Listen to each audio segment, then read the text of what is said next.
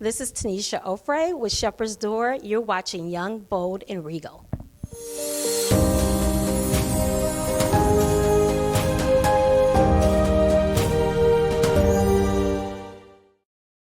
It's Evan Jackson, Young, Bold, and Regal here. We're here with Tunisia Offray, and you have an incredible nonprofit in Pasadena, and you're from Pasadena, affected by the Altadena Wildfires, as you know. Tell us a little bit more about that.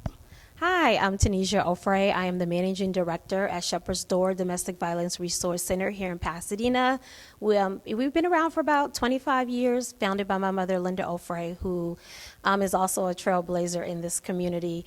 We moved to Pasadena, well, I would say Altadena actually, in the 80s from New Orleans, and Altadena is where I grew up. I went to John Muir High School, homecoming princess there. You know, like my roots are here in this city. And I also was affected by the wildfires. We did not lose our home, but we did lose our family home up in Altadena, but we had to evacuate and went through all of that.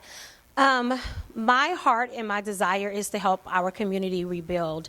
I feel like it's important that us who knows the community and understand the vulnerabilities in our community, us leaders step up to the forefront to make sure that the people who have laid roots here, who laid foundations here, have the opportunity to return and come back here. So that is my vested interest.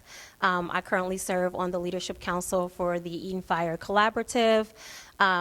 As a way to help streamline the processes and to help remove the barriers that homeowners are facing with rebuilding. A lot of Altadenians and Pasadenians, I'm asking them, what do you feel like the morale of both cities are? I feel like the morale of both cities are still high, but we still need more support from not only the Pasadena administrators, but the country at large. I'm afraid we're losing that steam of people being concerned, or the rebuilding is starting now, 6 months from now, a year from now. How do you feel like the average citizen in Altadena, Pasadena feel? Well, when things like this happen and people are displaced and removed from their community, it can make it very difficult to keep the community together. There's so many barriers that homeowners are facing, and it's going to be a long road. This is not going to be, I know we hear we're going to build back and it's going to be fast, and I like that, right? Because it gives people hope, and hope is necessary, right? But at the same time, we have to be realistic that this is going to be a journey, a marathon, not a sprint.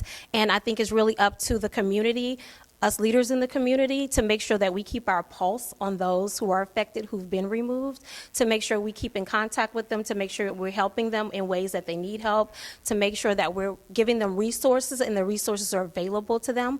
When you're not plugged in, it's really hard to be able to have the same morale when you're not here, when you're just trying to survive. Like, many of our homeowners own their homes outright. A lot of them were seniors, right? Didn't even have mortgages. Now you're put back in the rental market, right, with this high rent. You're displaced from the community that you've known and your friends. I see that a lot. They're church members. So it's up to us, the ones who are still here, right, to make sure that we're keeping in contact, we're holding them close, we're helping to address the barriers, and then also hold our government officials and our leaders responsible. We have to make sure it stays in the forefront, that we don't let them off the hook, I would say, right? Yeah.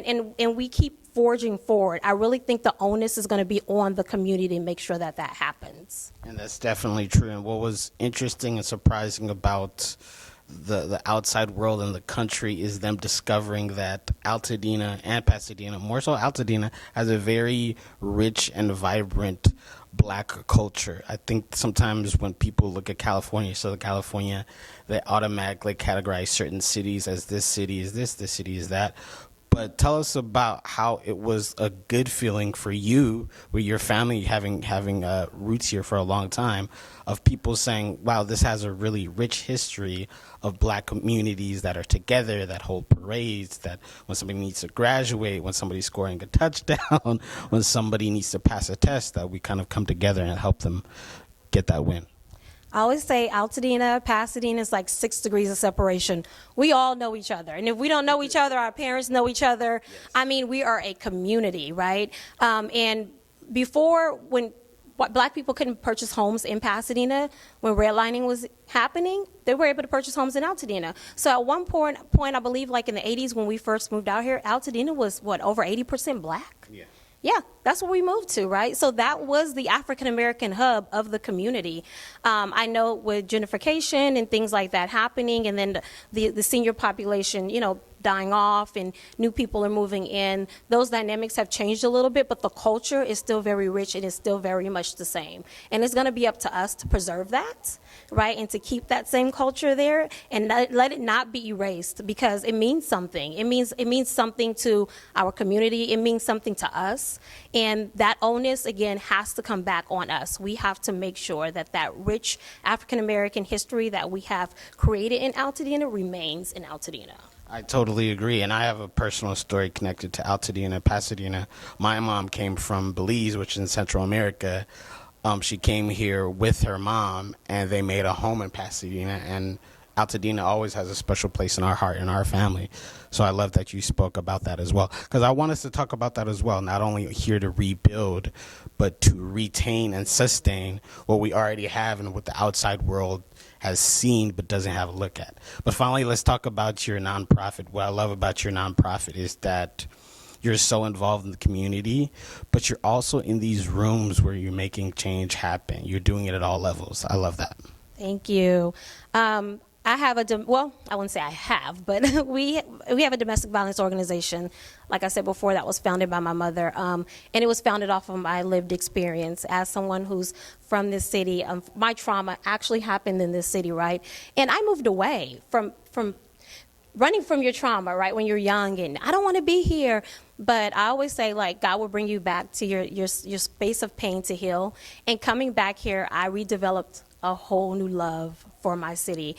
I got to appreciate it, see it from a different set of eyes, fall back in love with it again. And because of that, I'm so invested here in the city and to the constituents of this city. And I'm just grateful that I've been able to take my pain and turn it into a purpose that would allow me to be in rooms and sit at tables, to be a voice for people who are silent or who maybe voices are not heard or we're not paying attention to.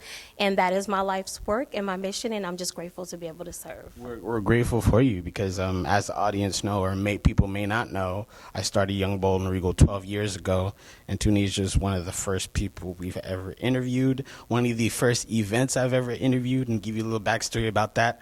I wasn't going to many events, as surprising as that might sound, but so thank you for opening doors for us at Young, Bold, and Regal, myself as a journalist, but also for fellow people in Pasadena, but people across the world who can come to you with their story and that you can actually create great change. So thank you. I thank you, and I'm so proud of you. I know, I watched you. We came up together, and I see that you're doing big things, and that's what it's all about. Like, this is Pasadena, this is Altadena. We support each other, we encourage each other, and we rise together, and we're going to rise from this. Most definitely. Thank you.